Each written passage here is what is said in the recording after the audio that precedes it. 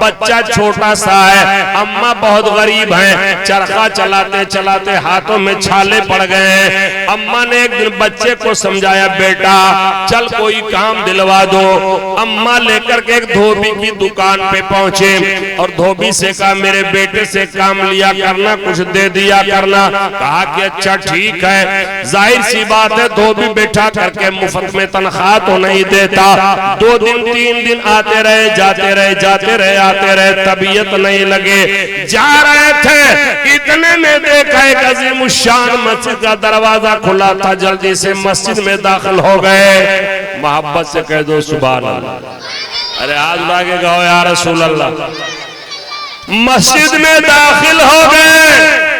आप कहोगे मौलाना इसमें कौन सी खास बात है, कौन सा नुक्ता, मस्जिद में दाखिल हो गए इसलिए कह रहा हूं, मस्जिद में दाखिल हो गए कह दो सुभान अल्लाह। इसलिए कि पाक वैसे ढीठे हैं, ऐसे सर फिरे, कहते मौलाना मेरी बकरी आ गई होगी, आ गई होगी, मैं तो जुमा के अलावा कभी नहीं दिखाई पड़ता।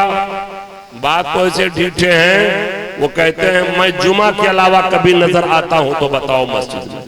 लगता है माज़अल्लाह कोई गुनाह है, कोई जुर्म है। नहीं, मैं दुआ करता हूँ या अल्लाह हमारे तमाम मोमिन भाइयों को 5 टाइम नमाज़े बाजमात पढ़ने की तौफीक अता फरमाए। मस्जिद का दरवाजा खुला, देखा जल्दी से दाखिल हो गए। देखा एक आदमी बैठा, ऊपर बैठा हुआ है, पढ़ा रहा है, सब नीचे बैठे पढ़ रहे हैं। खड़े खड़े बातें सुनते रहे, बातें दिल में उतरती चली गई। अब ये बैठ गए। रोजाना इनका मामूल हो गया, इनका नाम अबू सुफ्ता, अम्मा बड़ी गरीब थे। अब आते घर से निकलते बजाय धोबी के घर जाने के सीधा करके मस्जिद पहुंच जाते। आते जाते जाते जाते 1 महीना गुजर गया।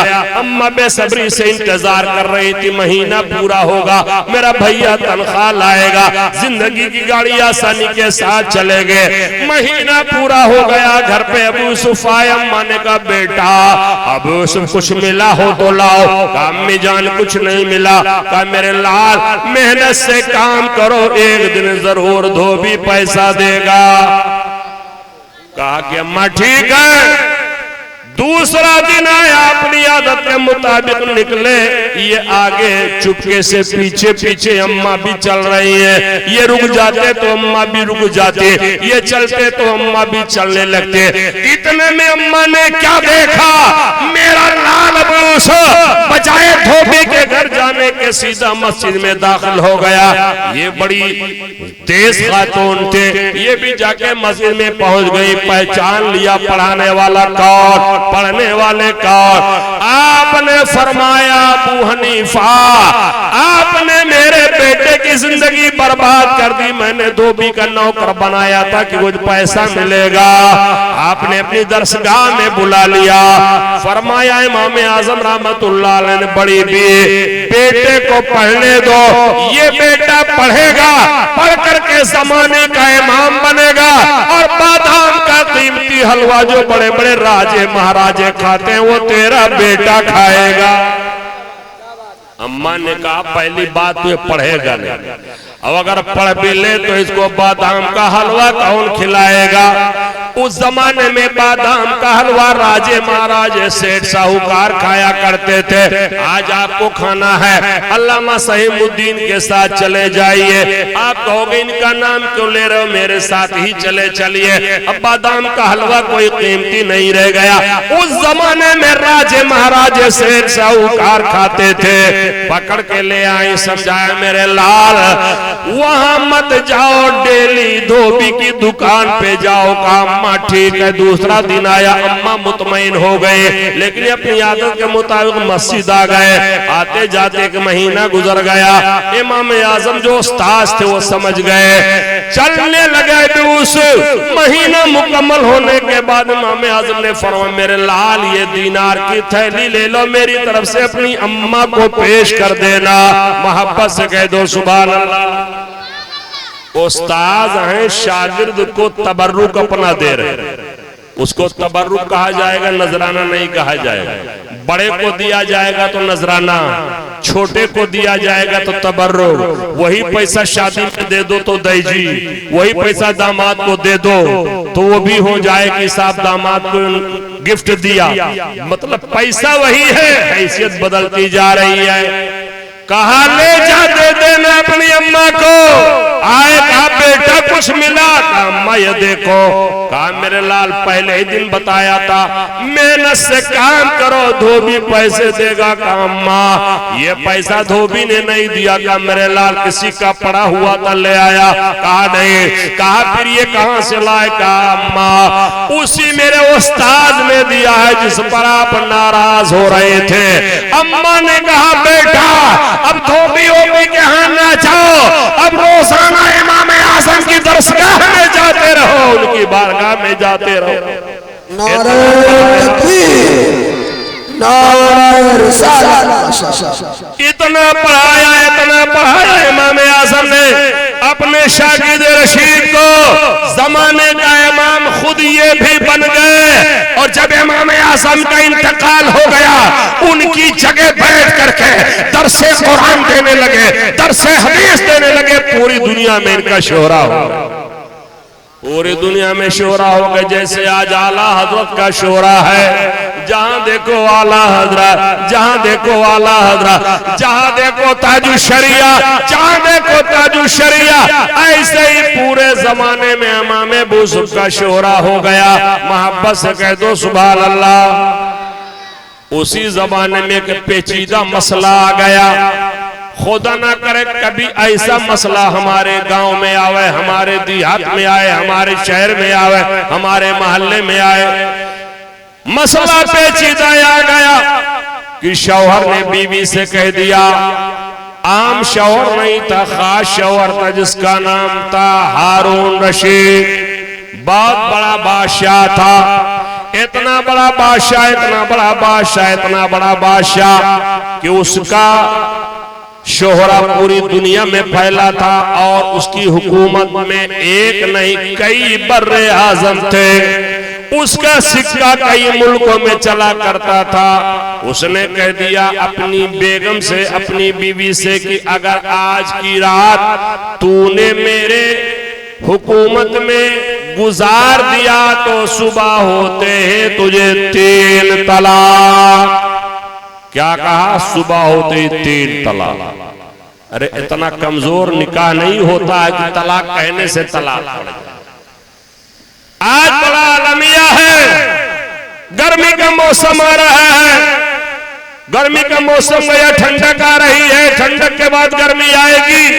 गर्मी के मौसम में आदमी आया भागा भागा रुदौली से पानी ठंडा न बेगम ने दिया, गरम दिया, गुस्से में आ गया, तलाक में बैठा। बात ऐसे अनपढ़ लोग करते हैं, उसको दलील नहीं बनाया जा सकता। आ गया जलाल में, कहा अगर तूने मेरी हुकूमत में रात गुजार दिया तो सुबह होते ही 3 तलाक। इतना कह दिया, कहने के बाद परेशान, अब क्या करूं? बेगम भी परेशान कि अल्लाह सुबह होगी तलाक हो जाएगी। ये भी परेशान, क्या करूं? कोई सोचे कि वहां से कहीं चली जाती। पहले बता चुका इतनी बड़ी हुकूमत और सल्तनत हारून की थी। दुनिया के कई मुल्कों में उसका सिक्का चलता था। कई महीने भागती घोड़ा लेके, लेकिन उसकी हुकूमत के सरहदों सीमा को पार नहीं कर पाती, उसे खत्म नहीं कर पाता। बड़ा परेशान हुआ। ये अल्लामा, वो फहामा, ये मुफ्ती, वो मुफ्ती, मसला हल नहीं हुआ।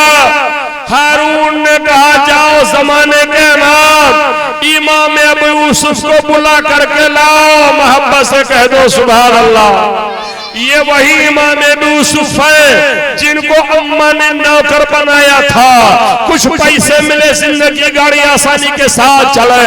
कहा जाओ जमाने के इमाम अबू यूसुफ को बुला करके लाओ। इमाम अबू यूसुफ आए, कहा हारून क्या हुआ है? कहा हजरत गड़बड़ हो गया। कहा क्या हुआ? कहा गड़बड़ हो गया। कहा क्या हुआ? कहा गड़बड़ हो गया। हजरत मैं सन 78 में मादर इल्मी अल-जामिअतुल इस्लामिया कस्बा रौडाही में पढ़ने आया। अब 78 से आज जोड़ लीजिए कैसा लोग। 78 में पढ़ने आया था, 84 में फरागत हुई। अपने उस्ताज़े गिरामी जामे माक़ूल मनक़ूल हावी फ़ुरूसूल हज़रत अल्लामा अबुल फ़ज़ल औलाना अलहाज मुफ्ती शब्बीर हसन साहब रहमतुल्लाह अलैह की दरसगाह में बैठे हम लोग पढ़ रहे थे। एक बड़े मियाँ हाँफते काँपते हिलते डोलते आए। 60-65 साल उम्र। हजरत ने कहा बड़े मियाँ खैरियत? बोले हजरत खैरियत में कौन आता है किसी के पास? कहा खैरियत नहीं है? कहा नहीं है। हजरत ने जल्दी से वो मिट्टी के बर्तन में मिठाई वगैरह रखते थे। हमारे मौलाना हाशिम ने भी खाया होगा कई बार, और हमारे हजरत ने भी खाया होगा। कहा उतारो मिट्टी का बर्तन। मिट्टी का बर्तन उतरा, हजरत ने मिठाई पेश किया, खाया, पानी पिया। तो कहा क्या मामला बड़े मियाँ? हम लोग पढ़ रहे हैं, देख रहे हैं, या अल्लाह क्या मुसीबत आ गई। बोले हजरत गड़बड़ हो गया है। कहा क्या गड़बड़ हो गया? कहा बीवी को तलाक दे दी। कहा तलाक दे दिया? कहा कितनी बार? का हजरत याद नहीं आ रहा है। हजरत ने कहा जहन पे जोर डालो। जब पानी वानी पिया का हजरत थोड़ा थोड़ा याद आ रहा है। मुफ्ती साहब ने फरमाया थोड़े से काम नहीं चलेगा, पूरा पूरा याद आ रहा है। कुछ देर के बाद बोले हजरत 5-6 मरतबा बेगम को तलाक दे दिया है। हजरत ने फरमाया अब मसला ये सुनो। बेला तशबीह तमसील हारून ने कहा था अगर तूने मेरी हुकूमत में रात गुजारा, सुबह होते ही 3 तलाक। इमाम अबू सुफ़ाए कहा क्या हुआ? कहा मैंने अपनी बीवी से कह दिया था कि अगर तूने हमारी हुकूमत में रात गुजार दिया, सुबह तुझे 3 तलाक हो जाएगी। हजरत कोई सूरत निकाल दो मेरी बीवी तलाक से बच जाए। आपकी बड़ी कर्म फरमाई होगी। इमाम मुस्लिम इरशाद फरमाते हैं हारून सुन, तेरी बीवी तलाक से बच जाएगी, बस इतना करना पड़ेगा, अपनी बीवी से कह दे आज की रात तेरे शहर में न गुजारे, आज की रात तेरे घर में न गुजारे, आज की रात तेरे बेडरूम में न गुजारे, आज तेरे खलियान में न गुजारे, आज तेरे पार्क में न गुजारे, आज तेरे बाग में न गुजारे, आज की रात जा करके मस्जिद में गुजार ले। इसलिए अल मसाजिदु लिल्लाही, मस्जिद अल्लाह की मिल्कियत है, किसी के बाप की जागीर नहीं है। जाके हारून की बीवी ने रात मस्जिद में गुजारा, सुबह खुश खुश चली आई, कोई तलाक न।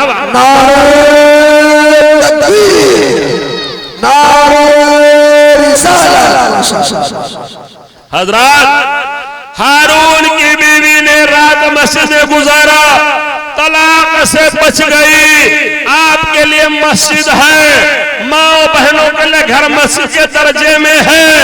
अपने मस्जिद को सजदों से आबाद कर लो। हमारी माए बहनें अपने घर को सजदों से आबाद कर ले। आप भी परेशानी से बच जाएंगे, वो भी परेशानी से बच जाएंगे। माशाअल्लाह हमारे अल्लामा जमाल साहब तशरीफ ले आए। कमाल अख्तर साहब किबला, अल्लामा जमाल अहमद साहब किबला। ये अल्लामा जमाल साहब माशाअल्लाह बैठे।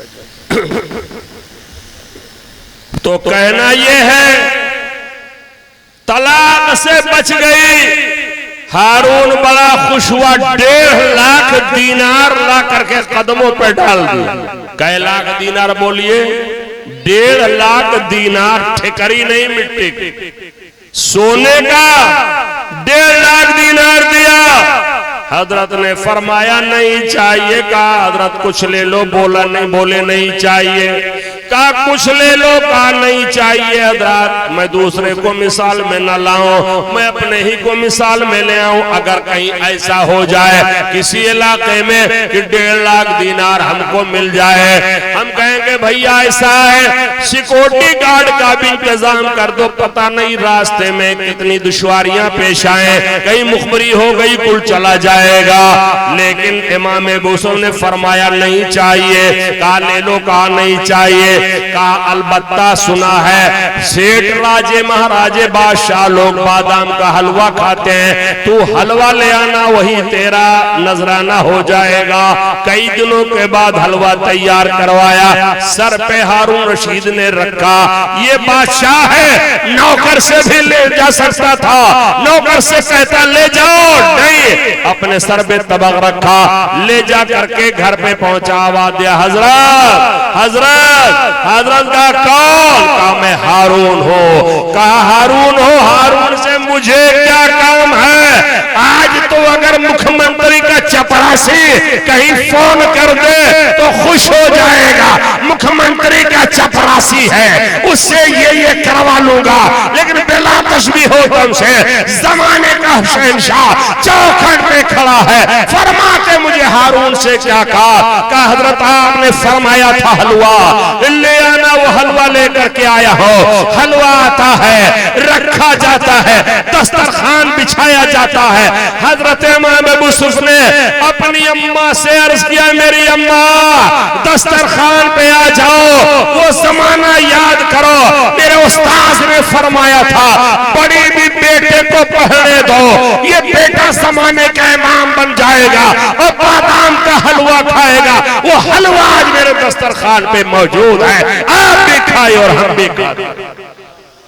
तो हजरात अम्मा की फरमा बरदारी और अपने उस्ताद की फरमा बरदारी, इतना पढ़ाया उस्ताद ने कि जमाने का इमाम बना था। तो आज हमारे मुआशरे में सबसे ज्यादा जरूरत तालीम की, सबसे ज्यादा जरूरत तालीम की है कि इल्म हासिल करें, बच्चों को पढ़ाएं, बच्चियों को पढ़ाएं। लेकिन आज हमारा मामला क्या कहते, मेरा फला लड़का बड़ा कामयाब, क्या कर रहा है, पीओपी में है, हर महीना 1 लाख रुपया मुझको परमानेंट भेज रहा है। पढ़ा कितना? अरे कुछ नहीं, पढ़ लेता तब तो और कमाता अंगूठा टेक। आप जरा गौर करें, इस पे आदमी फख्र कर रहा है, जबकि सबसे पहली आयत जो मेरे सरकार पे नाजिल हुई वो आयत ही पढ़ने के ताल्लुक से है।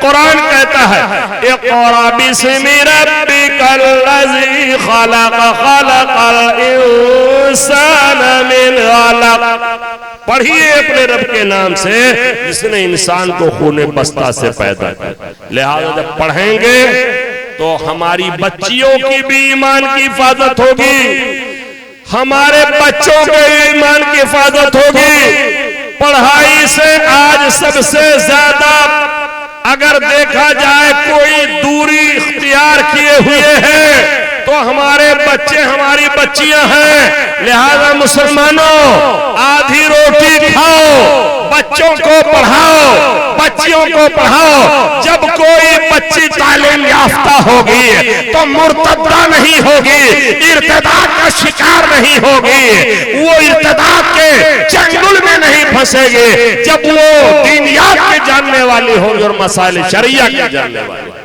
लिहाजा ईमान की हिफाजत करें। आखिर में वो पैगाम जो पूरे भारत में ले फिर रहा हो आला हज़रत सरकार का, सोना जंगल रात अंधेरी, अरे छाई बदली काले है, सोने वालों जागते रहियो, चोरों की रखवाले है। मोहब्बत से कह दे सुभान अल्लाह। सोना जंगल रात अंधेरी, छाई बदली काली है, सोने वालों जागते रहियो, चोरों की रखवाली है। हम लोग यहीं बैठे रहेंगे कि हम लोगों को मरना भी है? अरे कई लोगों को मरना है, जरा हाथ उठा के बताएं। आप कहोगे कहां से कहां पहुंच गए? 2 चीज इख्तियार कर लीजिए, सारी परेशानी दूर हो जाए। क्या? तिलावत कुरान और जिक्रुल मौत। मौत को हरदम सामने रखो और कुरान की तिलावत करो, गुनाह से बच जाओ, पाप से बच जाओ, जराइम से बच जाओ, खताओं से बच जाओ। बस 2 बातें होनी चाहिए। एक तो मौत को हम अपने सामने रखें, तो अर्ज ये कर रहा था कि हम यहीं नहीं बैठे रहेंगे, हमको भी कब्र के हवाले होना है कोई चिराग, है कोई लाइट, है कोई रोशनी कि कब्र में ले जाएं तो उजाला पैदा हो जाए? कोई चिराग नहीं है, खाली एक चिराग है। आज अमीर मऊ वालों उसी चिराग का पता बता करके गुफ्तगू बंद करूंगा। वो चिराग को लेकर के जाओगे, आपकी कब्र भी रोशन हो जाएगी, हश्र भी रोशन हो जाएगा, आपकी आखिरत भी रोशन हो जाएगी उस चिराग को लेकर के। कौन सा चिराग? नया चिराग नहीं है, बल्कि वो चिराग है जिससे अबू बकर सिद्दीक ने रोशन किया, जिससे उमर फारूक आजम ने रोशन किया, जिसे उस्मान गनी ने रोशन किया, जिसे मौला अली ने रोशन किया, और जिसे बगदाद की धरती पे पीरे पीरा मीरे मीरा सरकार गौसे आजम ने रोशन किया, अजमेर की नगरी में आका रसूल हिंदल वली ने रोशन किया, दिल्ली की सरजमीन पे निजामुद्दीन महबूब इलाही ने रोशन किया, पाकपटन की धरती पे बाबा फरीद ने रोशन किया। और उसी चिराग का पता मुजद्दिद में माजिया मुय्यद मिल्लत ताहिरा आला हजरत अजीमुल बरकत कंजुल करामा शहर बरेली से दे रहे हैं। लहद में इश्क़ रूह शाय का दाग लेके चले, अंधेरी रात सुनी थी चिराग लेके चले, अंधेरी रात सुनी थी चिराग लेके चले। और अकीदा मुलाजा फरमाओ, जनाब बनेगी मुहिब्बान चार यार की कबूर, जो अपने सीने में ये चार बाग लेके चले। लिहाजा आज जरूरी है अहले बैत से भी मोहब्बत करें और खुलफाए राशिदीन सहाबाए किराम से भी मोहब्बत करें। कुल्लन वादल्लाहुल हुस्ना, जितने के जितने सहाबा हैं सबसे अल्लाह ने जन्नत का वादा फरमाया है, सबके सब जन्नती हैं। बिअय्यिहिम इक़्तदैतुम इह्तदैतुम, तमाम के तमाम सहाबा किसी की भी आप पैरवी कर लोगे हिदायत पा जाओगे। इसलिए जरूरत आज है अहले सुन्नत का है, बेड़ा पार साबे हो जाओ, नज्म है और नाव है इबरत रसूलुल्लाह। अल्लाह ताला नबी के मोहब्बत में जिलाए, नबी की मोहब्बत में मारे। अस्सलामु अलैकुम रहमतुल्लाहि व बरकातहू।